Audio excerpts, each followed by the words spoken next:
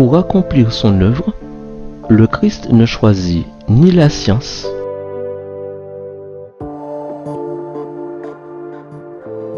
ni l'éloquence des Juifs du Sanhédrin,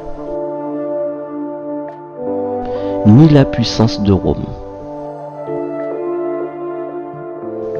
Laissant de côté ces docteurs israélites imbus de leur propre justice, le Sauveur du monde eut recours à des hommes simples et sans instruction particulière pour proclamer les vérités éternelles qui devaient bientôt bouleverser le monde.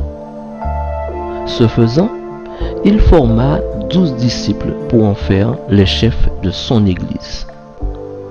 Ainsi, ceux-ci à leur tour devaient en enseigner d'autres en les envoyant prêcher les riches et précieux enseignements de leur maître Jésus-Christ de Nazareth. Pour réussir dans leur tâche, il fallait qu'ils reçussent au préalable l'effusion du Saint-Esprit, car la bonne nouvelle du salut ne pouvait être proclamée ni par la force, ni par la sagesse humaine, mais par la puissance d'en haut.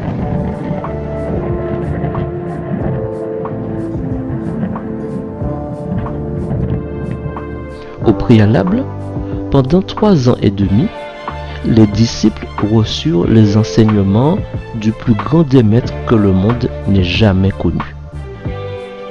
Par une association et un contact personnel, il les forma pour son service. Jour après jour, ils cheminaient ensemble, s'entretenant avec lui, écoutant ses paroles de réconfort adressées à ceux qui étaient fatigués et chargés, eux y compris, assistant aux premières loges, à la manifestation de son merveilleux pouvoir de guérison et de régénération en faveur des malades et des affligés. En outre, après la mort du Christ, il s'en fallut de peu que les disciples ne fussent terrassés par le découragement, car leur maître ayant été rejeté, décrié, condamné et crucifié par des prêtres et des magistrats, l'élite et les maîtres à penser de la société de l'époque. Car, enflés d'orgueil, rongés par la jalousie et tourmentés par la noirceur de leur conscience, ces hommes de notoriété publique n'avaient pour Jésus, qui représentait le Père ici-bas, que mépris et aversion. Cependant, avant de quitter ses disciples, conformément aux promesses contenues dans Matthieu 28 et Jean 14 à 16, Jésus ne les laisse pas orphelins et même les voyant affligés, il leur promet un successeur, un autre consolateur qu'il désigne par l'appellation le Saint-Esprit, tantôt par l'Esprit et tantôt par l'Esprit de vérité. Ainsi, au cours de ce même sujet, dans ses déclarations et son argumentaire, le descriptif établi par Jésus lui-même distingue notablement la venue de l'Esprit, et donc l'Esprit lui-même, de la notion de puissance qui en découle.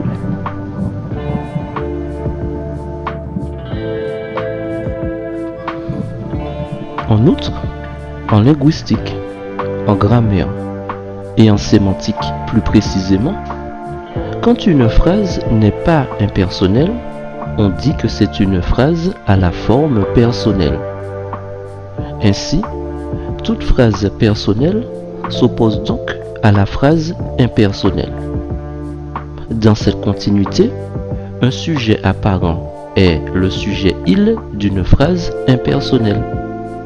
Comme il ne désigne rien ni personne, il est impossible de substituer ce mot par un autre ou par un groupe de mots. En conséquence, pour déterminer si une phrase est à la forme personnelle, on observe son sujet. Si le pronom personnel sujet est il, et s'il ne désigne rien ni personne, alors la phrase est impersonnelle car le sujet est indéterminé. En outre, on dit qu'il est sujet apparent ou sujet grammatical quand c'est lui qui régit le verbe et fait généralement référence à un pronom neutre. Et à titre informatif, placé après le verbe, le sujet est appelé sujet réel ou sujet logique car il indique ce qui fait réellement l'action. La tournure impersonnelle ou unipersonnelle, pour rappel, implique toujours un verbe conjugué seulement à la troisième personne du singulier, c'est-à-dire il, sans s.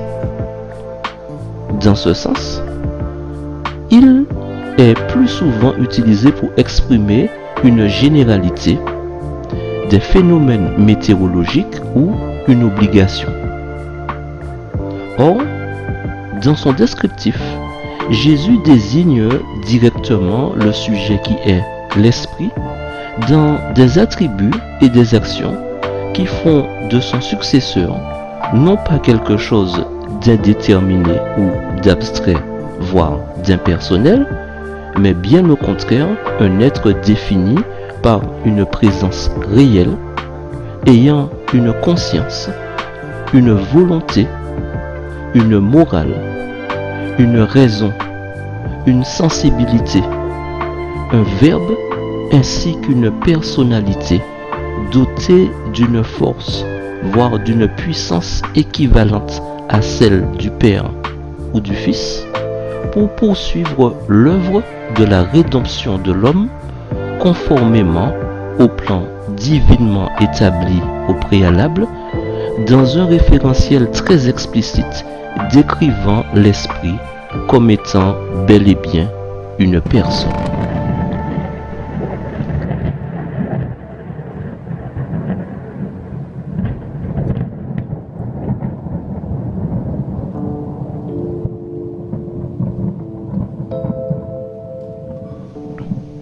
Ainsi, depuis le jour de la Pentecôte jusqu'à aujourd'hui, le Consolateur a été envoyé sur tous ceux qui se sont pleinement soumis au Seigneur et sont à son service. Sur tous ceux qui ont accepté le Christ comme Sauveur, le Saint-Esprit est venu comme consolateur, comme guide, comme témoin et comme celui qui sanctifie. Plus les croyants avancent dans la proximité de Dieu, plus ils témoignent de l'amour de leur Rédempteur et de sa grâce salvatrice avec clarté et puissance. Promis à la fin de son ministère terrestre, le jour même de son ascension, le Sauveur du monde faisait référence au moment où le Saint-Esprit viendrait pour réaliser une œuvre puissante en tant que son représentant par sa puissance divine qui devait s'opposer au mal tapi telle une bête dans les ténèbres et qui s'était accumulé depuis des siècles. La promesse du Saint-Esprit n'est pas limitée à une époque ou à un peuple, et c'est d'ailleurs le Saint-Esprit qui ramènera à notre bon souvenir les paroles du Christ. Pour son dernier discours, le Christ choisit de s'étendre sur l'œuvre de son successeur, c'est-à-dire celle du Saint-Esprit, en ouvrant à la compréhension des disciples un vaste champ de vérités divines et bibliques que tous ont d'ailleurs accepté avec foi et avec joie. Ce faisant, la consolation désormais apportée par le Christ dans sa promesse résidait dorénavant dans le fait que l'influence divine les accompagnerait, eux et tous ceux après eux, se trouvant dans les mêmes dispositions, et ce, jusqu'à la fin du monde.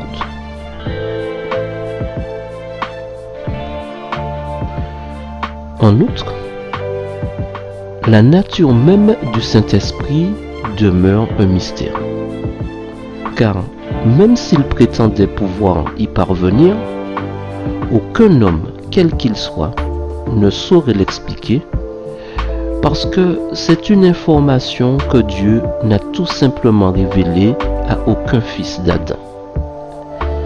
D'ailleurs, certains, aux vues fantaisistes, ont pour coutume de rassembler des textes de l'Écriture pour appuyer leurs théories erronées et se perdent malheureusement dans, c'est bien le cas de le dire, de tortueuses conjectures faisant que l'acceptation de ces points de vue très particuliers ne fortifiera ni les crédules qui les écoutent et ni l'Église par extension. À propos de tels mystères qui sont trop profonds pour la compréhension humaine, le silence est donc d'or. En revanche, l'œuvre du Saint-Esprit, elle, est clairement décrite dans les paroles du Christ contenues dans Jean 16, verset 8, qui affirme « Quand il sera venu, il convaincra le monde de péché, de justice et de jugement. » C'est donc le Saint-Esprit qui convainc de péché. Si le pécheur répond à sa stimulante influence, il sera sûrement conduit à la repentance et assurément à l'obéissance, ainsi qu'à la soumission intégrale aux exigences divines. Le consolateur est d'ailleurs aussi appelé l'Esprit de vérité. Sa mission consiste donc à définir, à garantir et à maintenir la vérité. Ce faisant, il habite premièrement dans le cœur en tant qu'esprit de vérité et il vient ensuite comme consolateur. Sous l'influence de son action bienfaitrice, on trouve paix et réconfort dans la vérité, ou d'ailleurs, il faut le préciser, ni l'un ni l'autre ne se rencontrent dans l'erreur.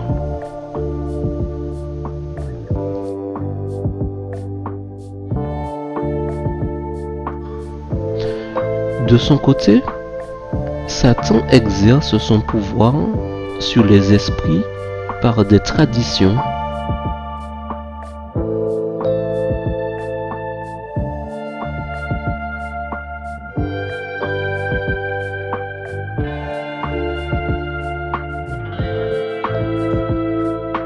et des théories mensongères. En fixant aux hommes de faux repères,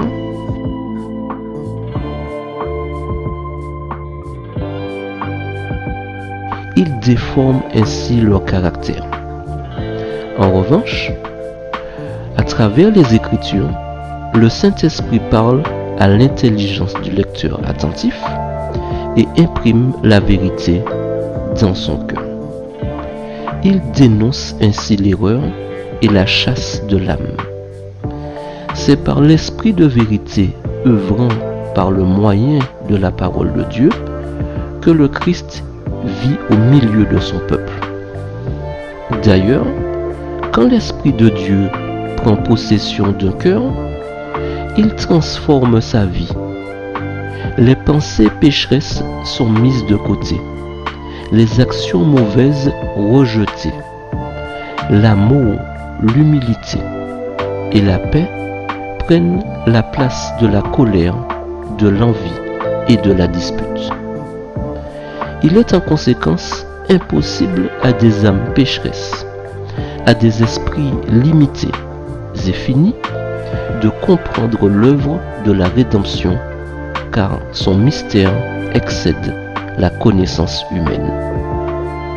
Cependant, celui qui passe de la mort à la vie réalise de façon remarquable que ces nouvelles dispositions constituent une criante réalité divine. Ce n'est que par une expérience personnelle que nous pourrons comprendre le début de la rédemption et ses résultats bénéfiques se feront ressentir jusque dans l'éternité, vu que c'est la destination finale auprès de Dieu de tous ceux qui s'y soumettent.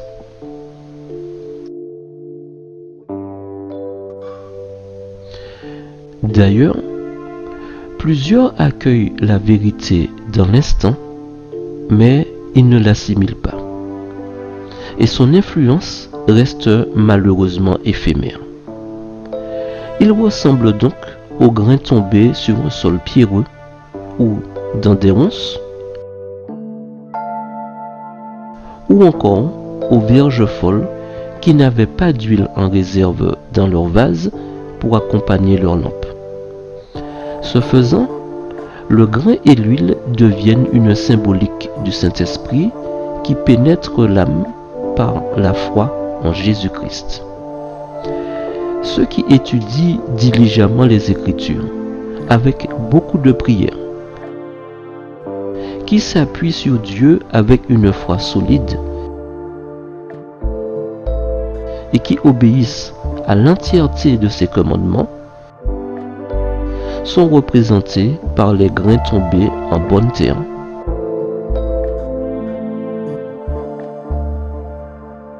et aussi aux vierges sages. Dans ce sens, les enseignements de la parole de Dieu ne sont pas oui et non, mais oui et amen.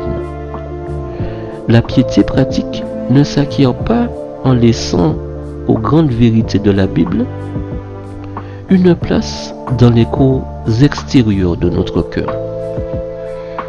La religion de la Bible doit imprégner les grandes comme les petites affaires de la vie.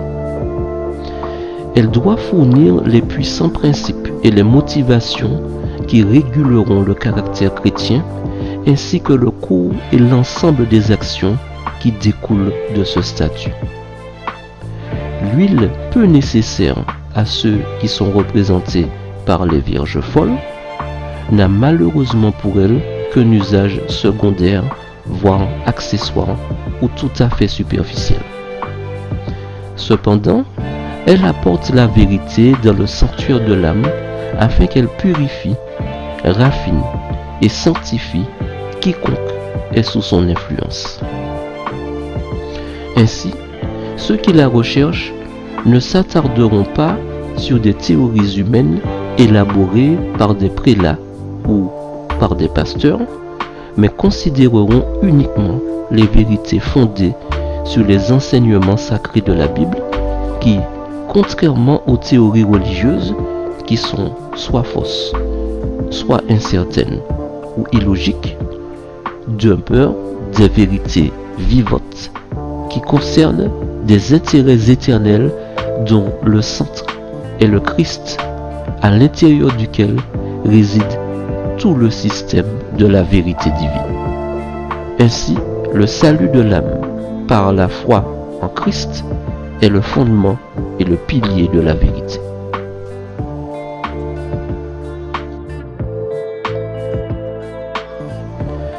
Ce n'est ni par la puissance, ni par la force, mais c'est par mon esprit, dit l'Éternel des armées. Dans ce sens, par sa puissance vivifiante et transformatrice, le Saint-Esprit produit du changement dans le cœur humain. De nouvelles pensées, de nouveaux sentiments, de nouveaux desseins sont désormais éveillés. La nature humaine étant transcendée, les facultés sont prêtes à l'action. Ce faisant, l'homme ne reçoit pas de nouvelles facultés, mais celles dont il dispose déjà sont sanctifiées. La conscience morte jusque-là reprend vie. Toutefois, l'homme n'opère pas ce changement par lui-même. Il ne peut être mis en œuvre que par l'entremise du Saint-Esprit. Notre Seigneur a prévu que son Église reflète aux yeux du monde la plénitude et la suffisance que nous trouvons en lui. Nous qui sommes constamment les bénéficiaires de sa bienveillance et de sa protection.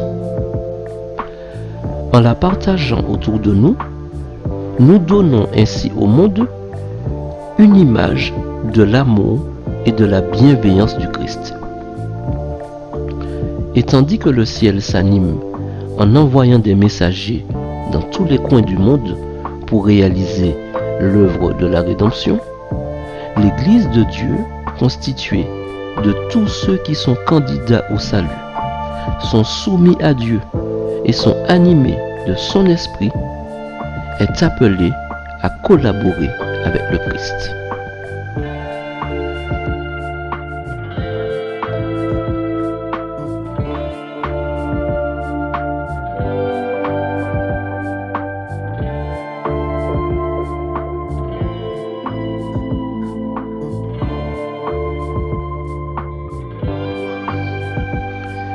Nous sommes les membres de son corps mystique. Il est la tête, contrôlant tous les membres du corps. Jésus lui-même, dans son infinie miséricorde, agit dans les cœurs des hommes, effectuant des transformations spirituelles si étonnantes que les anges les considèrent avec étonnement et avec joie. L'auteur de cette vie spirituelle reste invisible et la méthode exacte par laquelle cette vie est communiquée et soutenue ne peut se comprendre par le pouvoir de la philosophie humaine. Pourtant, les interventions de l'esprit sont toujours en harmonie avec la parole écrite. En outre, de même que le monde naturel subsiste, de la même manière, le monde spirituel lui aussi. Ainsi, la nature est préservée à chaque instant par la puissance et la volonté divine. Pourtant, elle n'est pas soutenue par un miracle direct, mais au travers de l'usage de bénédictions placées toutes à notre portée. De même, la vie spirituelle repose sur les moyens que la Providence a mis à notre disposition. Si le disciple du Christ veut parvenir à l'état d'homme parfait, à la mesure de la stature parfaite du Christ, il doit manger du pain de vie et boire de l'eau du salut. Il doit veiller, prier,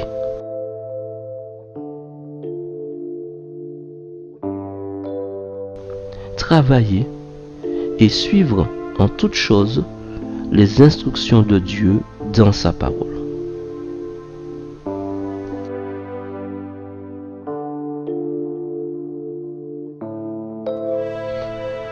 Aussi sûrement que vous viderez votre esprit de toute vanité et de toute frivolité,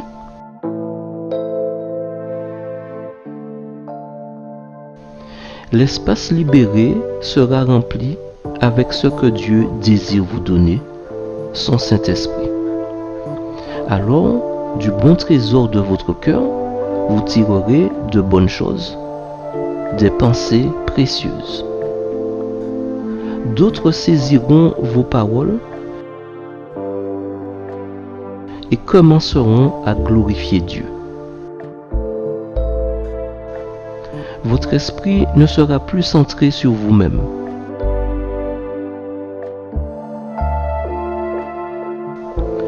Vous ne vous donnerez plus en spectacle comme vous le faisiez auparavant,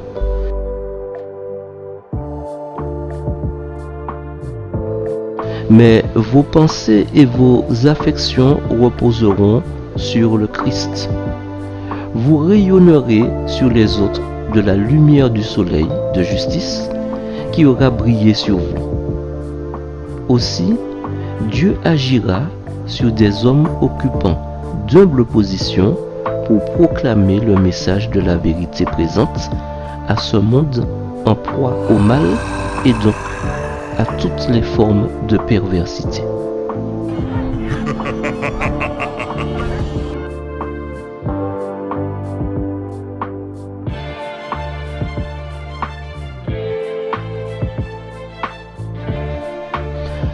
On en verra plusieurs s'activant d'un côté et de l'autre, contraints par l'Esprit de Dieu de répandre la lumière parmi ceux qui sont dans l'obscurité.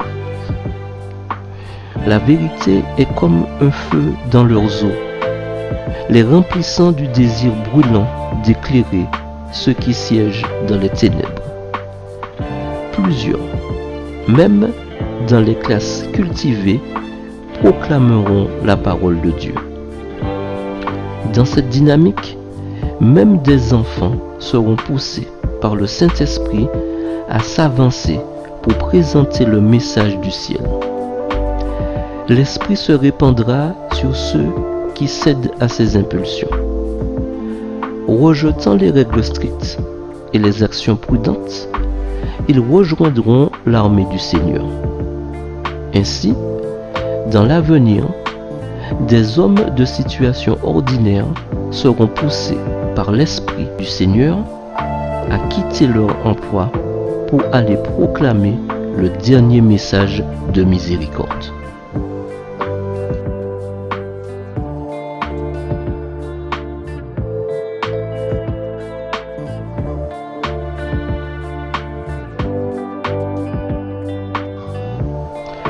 Le Seigneur n'a pas fermé le réservoir du ciel après avoir déversé son Saint-Esprit sur les premiers disciples. Nous aussi pouvons recevoir de la plénitude de sa bénédiction. Le ciel est plein de trésors de sa grâce et ceux qui s'approchent de Dieu avec foi peuvent prétendre à tout ce qu'il a promis. Si nous n'avons pas reçu de sa puissance, c'est à cause de notre léthargie spirituelle, de notre indifférence et de notre indolence.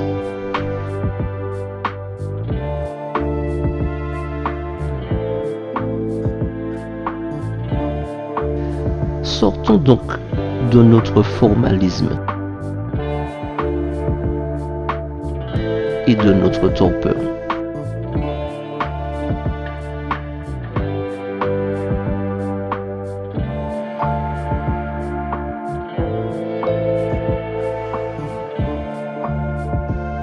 Un grand travail reste à faire à notre époque et nous ne réalisons qu'à moitié ce que le Seigneur est prêt à accomplir pour son peuple. Nous pensons avoir de l'intelligence, mais nous ne devrions pas nous satisfaire de notre connaissance actuelle. Nos demandes, lorsqu'elles sont manifestées, mêlées de foi et de contrition, monteront sûrement vers Dieu pour mieux comprendre les mystères que celui à qui nous adressons nos prières souhaite révéler à ses saints. En outre, pour servir Dieu convenablement, il est indispensable que nous naissions de nouveau. Nos dispositions naturelles, qui sont en opposition à l'Esprit de Dieu, doivent être laissées de côté.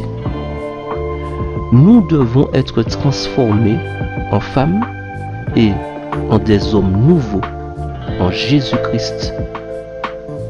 Notre vieille vie irrégénérée doit laisser la place à une nouvelle vie pleine d'amour, de confiance et d'obéissance volontaire à Dieu.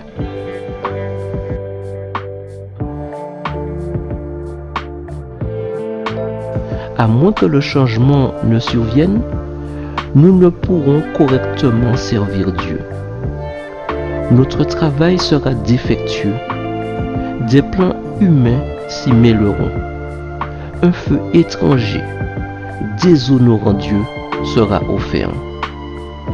Nos vies ne seront ni saintes, ni heureuses, mais pleines d'agitation et de troubles. Le changement de cœur représenté par la nouvelle naissance ne pourra intervenir que par l'action effective du Saint-Esprit.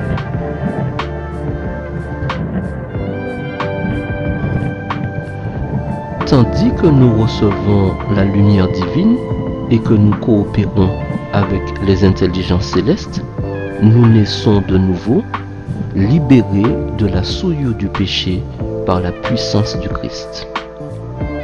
Il est venu dans notre monde parce qu'il voyait que les hommes avaient perdu l'image et la nature de Dieu en eux. Il vit qu'ils s'étaient égarés du chemin de la paix et de la pureté, et que, s'ils étaient livrés à eux-mêmes, ils ne retrouveraient jamais le chemin du retour.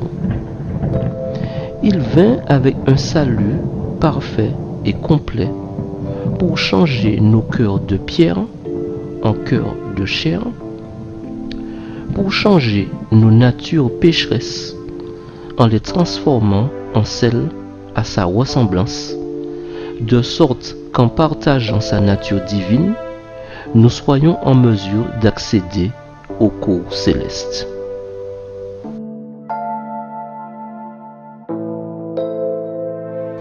En Orient, la première pluie tombait à la saison des semailles. Elle était nécessaire à la germination des semences. Sous l'influence fertilisante des averses, la tendre pousse apparaissait progressivement. La dernière pluie qui tombait à la fin de la saison mûrissait le grain et le préparait pour la faucille. Le Seigneur utilise ces processus naturels pour représenter l'œuvre du Saint-Esprit. Tandis que la rosée et la pluie sont données en premier lieu pour la germination de la semence, puis pour mûrir la moisson, de même le Saint-Esprit est accordé en premier lieu pour mener d'étape en étape le processus de la croissance spirituelle. Le mûrissement du grain représente l'achèvement de l'œuvre de la grâce de Dieu dans l'âme. Par la puissance du Saint-Esprit, l'image morale de Dieu dans le caractère est portée à la perfection. Nous sommes appelés à être complètement transformés en la ressemblance du Christ. C'est par la confession et le renoncement au péché, par la prière fervente et la consécration à Dieu, que les premiers disciples se sont préparés à l'effusion du Saint-Esprit au jour de la Pentecôte. La même œuvre, mais à un degré plus élevé, doit s'accomplir aujourd'hui. Jésus désire que la vie de tous ceux qui aspirent à le servir ne doit plus être partagée et qu'en définitive, ils ne peuvent plus servir deux maîtres.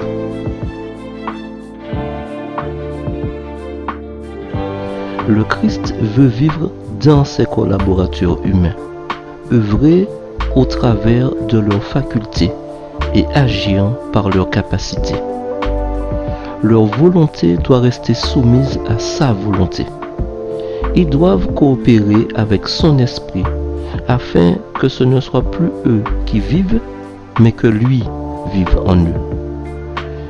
Jésus cherche à leur faire comprendre qu'en donnant son esprit, il leur accorde la gloire que le Père lui a donnée, afin que lui et son peuple soient un en Dieu.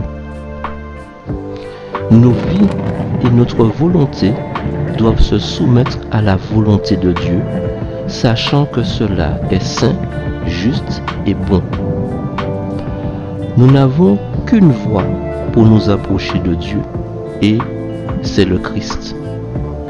Nos prières ne peuvent monter à lui que par un seul nom, celui du Seigneur Jésus, notre avocat actuellement auprès de Dieu.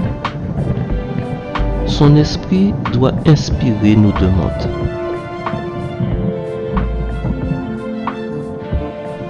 Aucun feu étranger n'était utilisé dans les encensoirs qui étaient balancés devant Dieu dans le sanctuaire. De même, le Seigneur en personne doit allumer dans nos cœurs un brûlant désir si nous voulons que nos prières lui soient acceptables. le Saint-Esprit en nous doit intercéder pour nous avec des soupirs inexprimables.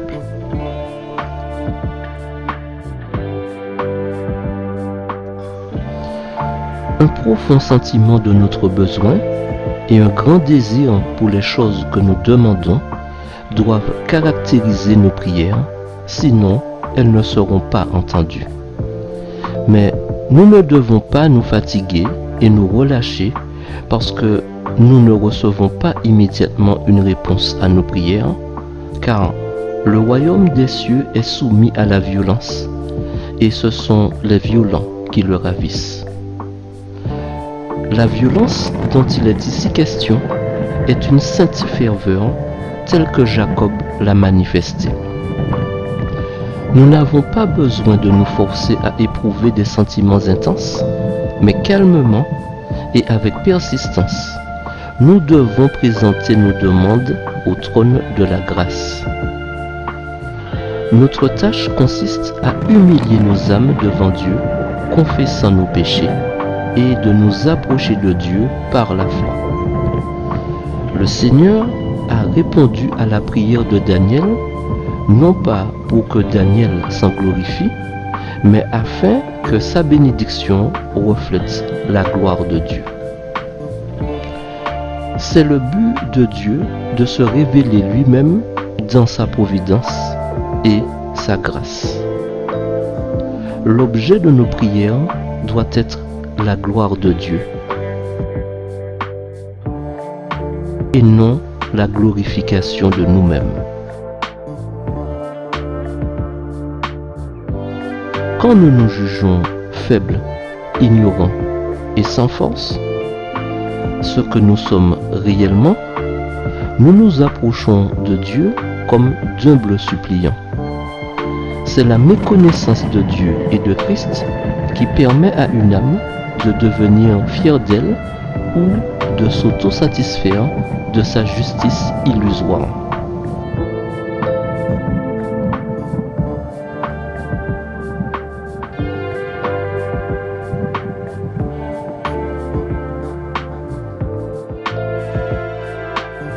Ainsi, le sentiment d'un homme d'être grand ou bon est la sur-indication que cet homme ne connaît pas Dieu.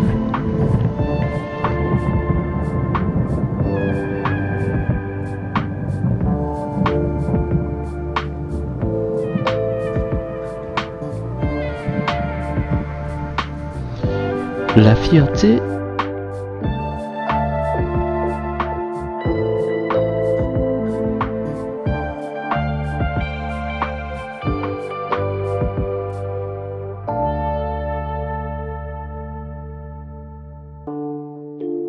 est toujours associée à la déchéance.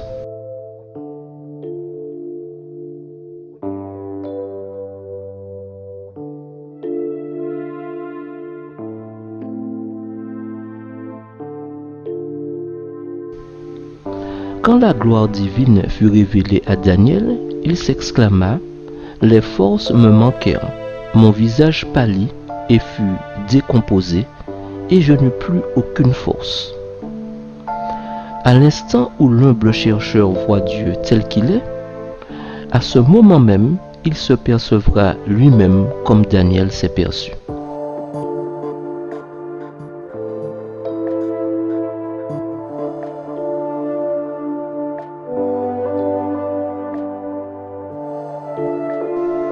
Toute élévation de soi dans la vanité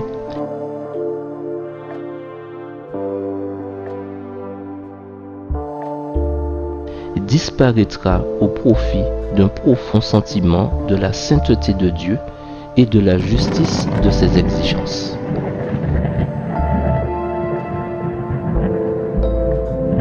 Le fruit d'une telle expérience se manifestera dans une vie de dévouement et de renoncement. À ceux qui sont conduits par l'Esprit de Dieu et dont les cœurs renferment la grâce du Christ, il déclare : l'Esprit lui-même rend témoignage à notre esprit que nous sommes enfants de Dieu. Or, Si nous sommes enfants, nous sommes aussi héritiers, héritiers de Dieu et co-héritiers de Christ, si toutefois nous souffrons avec lui, afin d'être aussi glorifiés avec lui. Et vous, vous n'avez pas reçu un esprit de servitude pour être encore dans la crainte.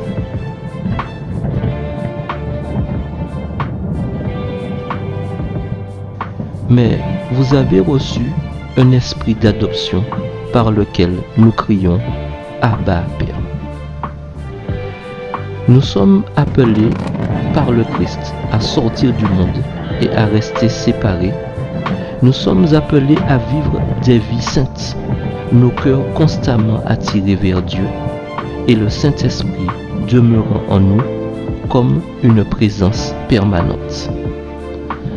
Tout vrai croyant en Christ démontrera que la grâce de son amour réside dans son cœur. Là où Dieu était autrefois un étranger, il deviendra un partenaire. Là où la nature charnelle se manifestait, les qualités divines apparaîtront. Les membres de son peuple deviendront des ouvriers de justice. Des chercheurs permanents de Dieu, réalisant sa volonté avec constance, contribuera à les rendre parfaits en Christ.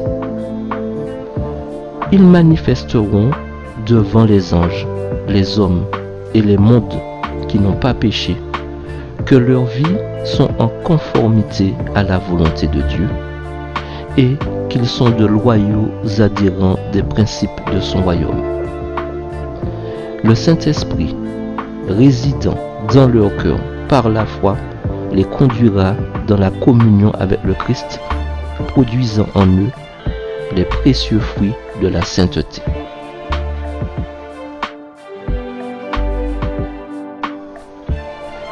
Bien que nous ne puissions voir l'Esprit de Dieu, nous savons que ceux qui vivent dans leurs transgressions et leurs péchés sont convaincus et se convertissent sous son influence. L'insensé et le capricieux s'assagissent. L'endurci se repent de ses péchés et l'incroyant se met à croire. Le joueur, l'ivrogne, le licencieux deviennent fermes, sobres et purs. Le rebelle et l'obstiné acquièrent la douceur et la ressemblance du Christ. Quand nous considérons ces changements de caractère, nous pouvons être assurés que la puissance de conversion de Dieu a transformé l'homme dans son entier. Nous ne voyons pas l'Esprit, mais nous constatons les œuvres de son action dans le changement des caractères de ceux qui étaient des pécheurs invétérés et endurcis. Tandis que le vent se meut avec puissance dans les arbres et les brise à terre, de même le Saint-Esprit peut agir sur les cœurs humains et aucun homme, dans sa finitude, ne peut circonscrire à l'œuvre de Dieu. L'Esprit de Dieu se manifeste de diverses manières sur des hommes différents. L'un, sous l'influence de sa puissance, tremblera devant la parole de Dieu. Ses convictions seront tellement profondes qu'une sorte d'ouragan et un tumulte de sentiments sembleront faire rage dans son cœur, et son être tout entier se courbera dans la prostration sous la puissance convaincante de la vérité. Quand le Seigneur parlera de pardon à son âme repentante, celle-ci se remplira d'ardeur et d'amour pour Dieu, de ferveur et d'énergie, et l'Esprit qui donne la vie et qu'il a reçu ne pourra pas être réprimé. Le Christ demeure en lui comme une source d'eau jaillissante jusque dans la vie éternelle.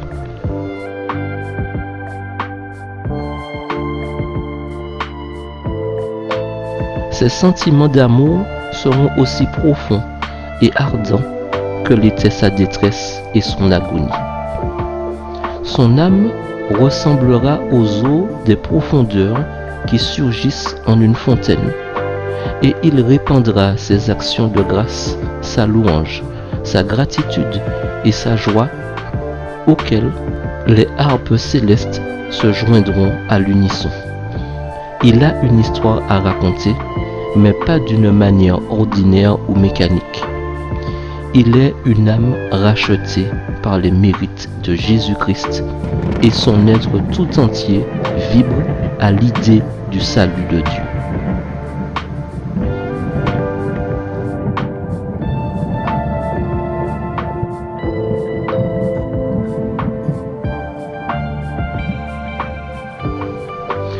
Il faut comprendre le danger auquel se trouvent confrontées les âmes ainsi visitées, car après coup, elles devront affronter les violents assauts de l'ennemi.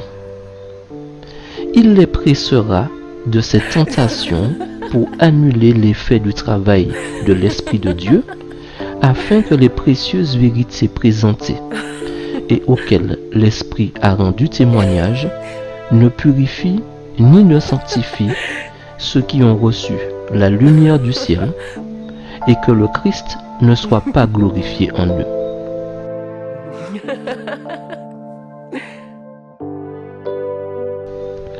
Une période de grande lumière spirituelle, si cette lumière n'est pas prise en compte et chérie comme un bien sacré, se changera en un temps d'obscurité spirituelle. L'impression produite par l'Esprit de Dieu, si les hommes ne la chérissent pas en demeurant sur une terre sainte, s'évanouira de la pensée. Ceux qui désirent avancer en connaissance spirituelle doivent rester près de la source même de Dieu pour y boire et y boire encore de l'eau du salut qui leur est si généreusement offerte. Ils ne doivent jamais quitter la source du rafraîchissement, mais avec des cœurs débordants de gratitude et d'amour devant le déploiement de la bonté et de la compassion de Dieu, ils ne cesseront pas de recevoir l'eau de la vie. Le Seigneur ne refuse pas de donner son esprit à ceux qui le lui demandent. Quand la conviction fait son chemin jusqu'à la conscience, pourquoi ne pas écouter et tenir compte de la voix de l'Esprit de Dieu? Par chaque hésitation et par chaque retard, nous nous plaçons nous-mêmes dans une situation où il sera de plus en plus difficile d'accepter la lumière du ciel, et finalement, il semblera impossible d'être impressionné par les remontrances et les avertissements.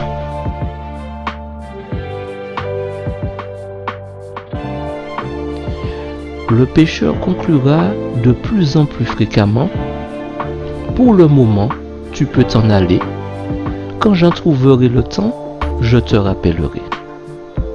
Cependant, en parlant ainsi, il laisse survenir sur eux la terrible épreuve d'être abandonnés à leur propre voie et donc à leur propre sort, d'agir selon leur propre jugement et donc de se retrouver finalement seuls face à la colère divine, la conscience étant finalement devenue de moins en moins impressionnable, la voix de Dieu apparaissant de plus en plus distante, du fait que celui qui agit mal s'est abandonné à sa propre passion.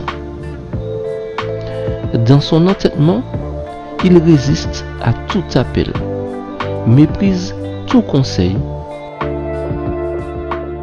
et se détourne de ce qui avait été prévu pour son salut.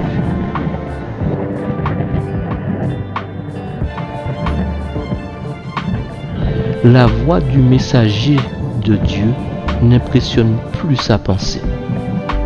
l'Esprit de Dieu n'exerce plus sur lui l'influence pour le retenir et la sentence tombe.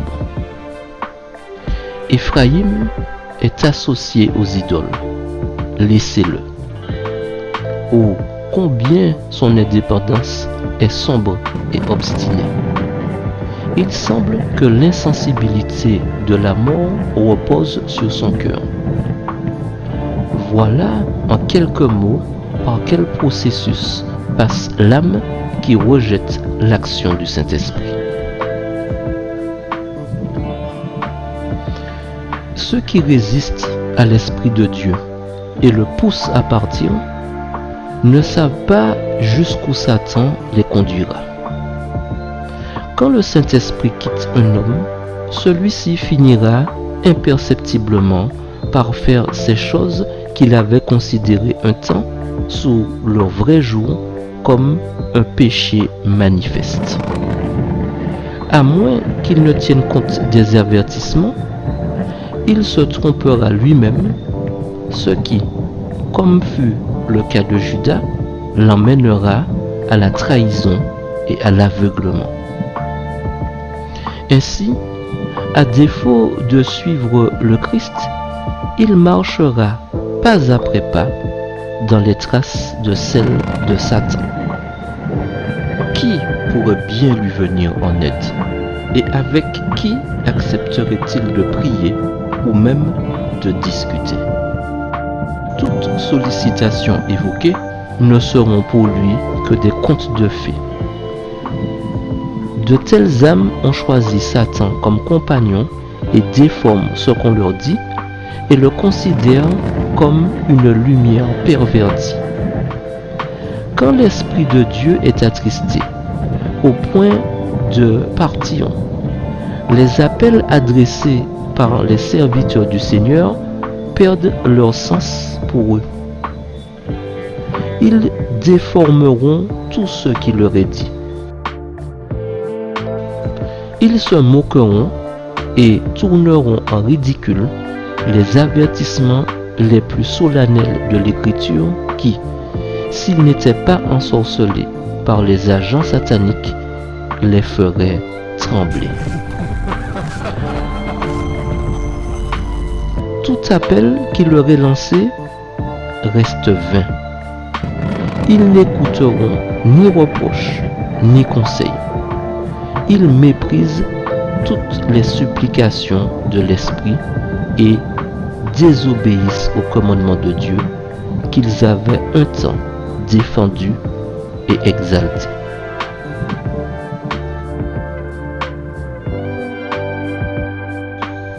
Ils suivent le conseil de leur propre cœur jusqu'à ce que la vérité ne soit plus telle pour eux. Barabbas est choisi, le Christ est rejeté.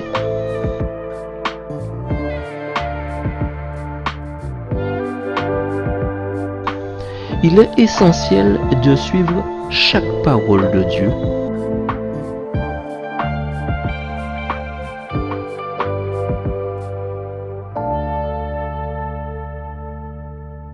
Sinon, notre vieille nature ressurgira constamment d'elle-même.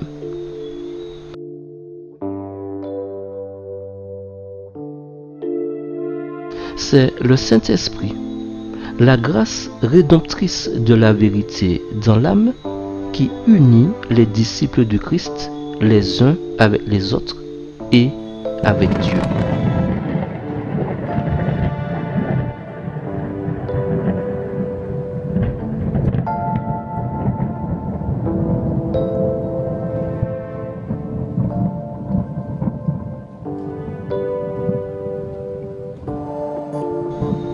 Lui seul peut expulser l'inimitié, l'envie et l'incroyance. Il sanctifie toutes les affections. Il restaure l'âme qui le veut et le désire de la puissance de Satan pour l'amener à Dieu. Voilà quelle est la puissance de la grâce, cette divine puissance. Sous son influence, un changement s'opère d'avec les vieilles habitudes, les coutumes et les pratiques qui, quand elles sont chéries, séparent l'âme de Dieu.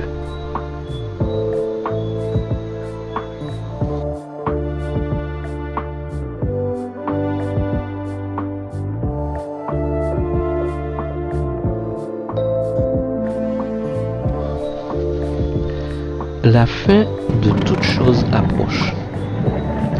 Dieu touche de son esprit les hommes réceptifs. Il envoie des messagers porter ses avertissements dans chaque ville, cherchant par tous les moyens à prévenir les gens des jugements divins imminents.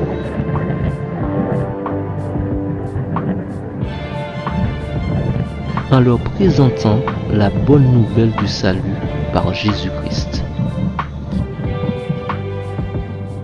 Ainsi, fiers de leur divine filiation, ils exalteront la justice de Dieu.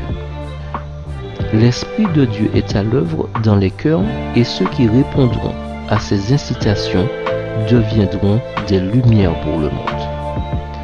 En laissant briller en eux la lumière divine, ils recevront encore davantage de puissance. La terre sera illuminée de la gloire de Dieu.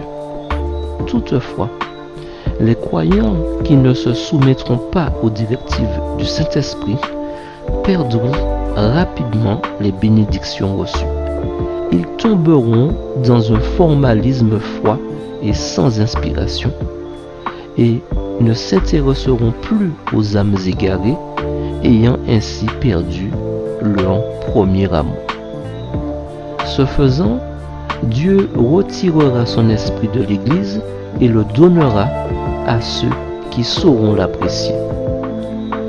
Il est clair que ceux qui ont reçu une grande lumière ne savent pas l'apprécier, surtout quand on les voit agglutinés dans des temples, consacrer leur temps et leur énergie à célébrer des cérémonies formelles au lieu de laisser leur lumière briller auprès des âmes plongées dans l'obscurité. L'œuvre de chacun sera manifestée, car le jour la fera connaître, parce qu'elle se révélera dans le feu, et le feu éprouvera de quelle nature est l'œuvre de chacun. Le feu est une belle image de l'œuvre du Saint-Esprit. L'Esprit est comparable au feu d'au moins 3 manières différentes: par la présence, la passion et la pureté. Le Saint-Esprit est la présence de Dieu dans le cœur du croyant. Dans l'Ancien Testament, Dieu a manifesté sa présence aux Israélites en couvrant le tabernacle de feu.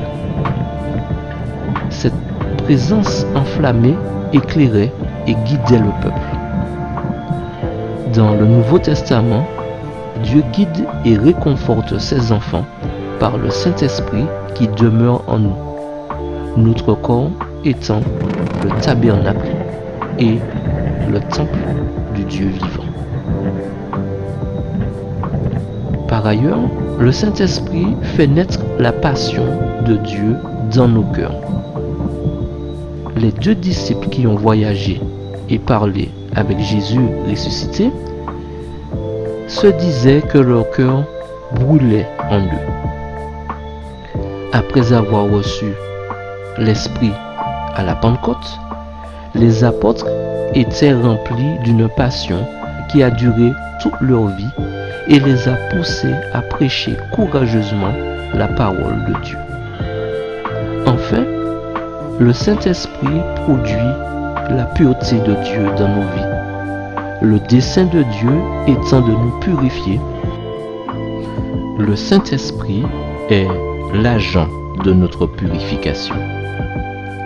Comme un fondeur se sert du feu pour purifier un métal précieux de toute souillure, Dieu se sert de l'Esprit pour nous purifier de nos péchés. Son feu nous sanctifie et nous affine.